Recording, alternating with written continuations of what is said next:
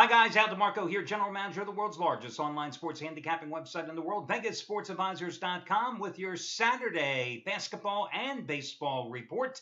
9-1 since Monday with the complimentary plays here on the video report. 15-5 with my last 20 releases, baseball and basketball combined. I'm going to break down in just a moment your Dallas-Houston Game 1 showdown, plus give you a series play in that contest as well, and going to give you a couple of afternoon baseball plays just a moment. Listen, NBA playoffs have arrived. NBA going strong with baseball right now. If you want my best bet, in fact, I have 3 plays today, and the best bets of every single handicapper over at VegasSportsAdvisors.com, you can get them today for free. Yes, free, no strings attached. All you've got to do is go and check out the one-day free all-access pass. You will get every single handicapper's plays today. Over $900 worth of action for free, no strings attached. Why do I do it? Well, guys, I'm not the Wizard of Oz. I'm the guy that is pulling back the curtain. I want you to see that the collection of handicappers that I put together over VegasSportsAdvisors.com is the best in the business. Now, nobody wins every single day in this industry. Anybody that claims to is a fraud, a cheat, a charlatan, whatever adjective you choose. The key to this and this thing that we do that we love called gambling is to try to make money consistently over a long-term basis. And that's what the guys at VegasSportsAdvisors.com can do. But don't take my word for it. Let them prove it to you. Get all of our plays, my plays plus all the plays of all the handicappers today for free. Over $900 of action. Just go over to VegasSportsAdvisors.com. Check out the one-day free all-access pass. As I always say, guys, the only way you lose is if you don't take advantage of this absolutely free offer. Okay, let's take a look at, first of all, your Houston-Dallas series. You know, Houston is a 5-point favorite here in tonight's game, and there is no love lost between Mark Cuban and the Mavericks and the Houston Rockets. Not just because of Mark Cuban, because of the whole Chandler Parsons situation, which saw the Rockets essentially make him a free agent rather than give him the big contract, and Dallas swooping in and taking him. Well, Parsons really didn't turn out to be a bust, but wasn't exactly all that the Mavericks expected this season because of injuries. But you've got an interesting matchup here tonight. You have Houston, a 5-point favorite at home. And now remember, in the NBA playoffs, first round, you've got the 2-2-1-1-1 format, okay?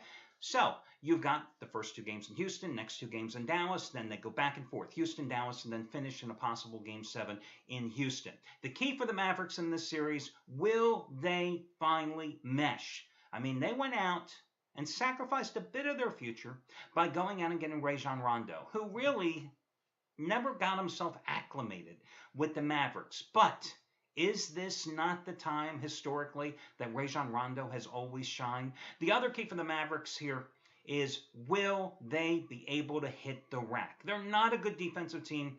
They're not a good rebounding team, which means Tyson Chandler and Dirk Nowitzki have to do the jobs on the boards, okay? They have to play better defensively. They have to snare some rebounds. Now, for the Rockets, listen, nobody's going to stop James Harden. Although Rondo is not one of these 5'9", 5'10 guards. You know, at 6'1", he has some length. He's not as big as the 6'5", 6'6 Harden, but I think he will be able to give him some problems and at least stand up against him defensively. But the question here for the Rockets is, what Dwight Howard are you going to get? This is a guy who missed almost half the season, okay? He's played 9 games since returning after a 2-month absence with a knee injury. He's coming off statistically his worst season period. This is not a very deep Rockets team yet. In game number 1 tonight, I think the Rockets come out and put on a ferocious show offensively, and I think they take game number 1. However, I think the Mavericks are the play at plus $1.95, $1.95 series underdog. I think the Mavericks are the way to go in this particular series, although the Rockets would be my Game 1 selection. Listen, another early play for you if you happen to get this one in time. I like the Washington Wizards as a $1.50 series dog against Toronto. I think these are two evenly matched teams. I think in the playoffs, teams batten down the hatches defensively. When you get into half-court style of play, which you more often than not see in the postseason, I think the advantage goes to Washington because of their superior size with Nene and Gortat down low and a slew of other competent forwards as well. And I think the Wizards, of course, have the postseason experience as well. Listen, Raptors, this is going to be their 7th postseason playoff appearance. They've never won a series yet. So I like Washington as the $1.50 dog in that series. Now, in baseball today, I'm going to go with Minnesota minus $1.10 at home against Kansas City with Phil Hughes, who was 4-1 with a 2.80 earned run average in 7 starts against the Cleveland Indians in his career, pitching for the Yankees and the Twins. Now, he's struggling in his first 2 starts, granted. 5.25 earned run average in his first 2 games, both on the road against the White Sox and Tigers, 2 good hitting teams.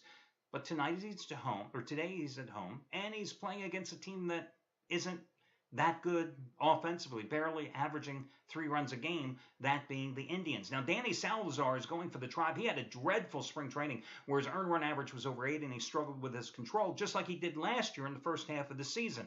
Well, they sent him to the minor leagues. His first start was outstanding, 6 shutout innings with 7 Ks. But remember, that was AAA ball, okay? Now he's being called up for the majors to replace Zach McAllister, who they bumped into the bullpen. Well, listen, he was 6-8 with a 4.25 earned run average last season as a starter. In 3 starts against the Twins, he did pitch well, 3.18 ERA, but downside again. On the road last year, 10 road outings, 4.39 earned run average for Salazar. Twins won last night 3-2 in 11 innings. They've now won 3 straight games after taking the prior 2 games of a series against Kansas City at home after opening the season 0-7. Meanwhile, the Tribe have dropped 5 of their last 6. I'm going to go with Minnesota as the cheap chalk at home in this one. And finally, I'm going to go with the St. Louis Cardinals, minus $1.45 at home today. Against Cincinnati, the Reds giving Homer Bailey his first major league start since he underwent surgery to repair a torn flexor in his right pitching forearm in September. In one rehab start at AAA on Saturday, he needed 91 pitches to get through 5 2/3 innings, and he gave up 4 runs. Listen, he had a 6.46 earned run average in 3 starts against St. Louis a year ago, okay? He had a 4.32 earned run average in 12 road starts a year ago. Past 3 years,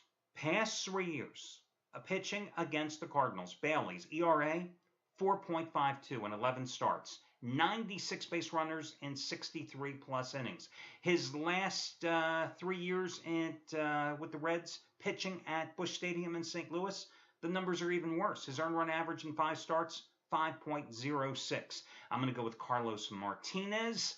And the Cardinals here, who won last night 6-1, they've won 3 straight, and 5 of their last 6 games, they've scored at least 4 runs in every one of those 6 outings. Meanwhile, the Reds started the season fast at 4-0, but they've since lost 5 of 6. They've scored only 4 runs in their last 3 games. And the Cardinals have won 12 of the last 15 at Busch Stadium in this series, including 5 of the last 6.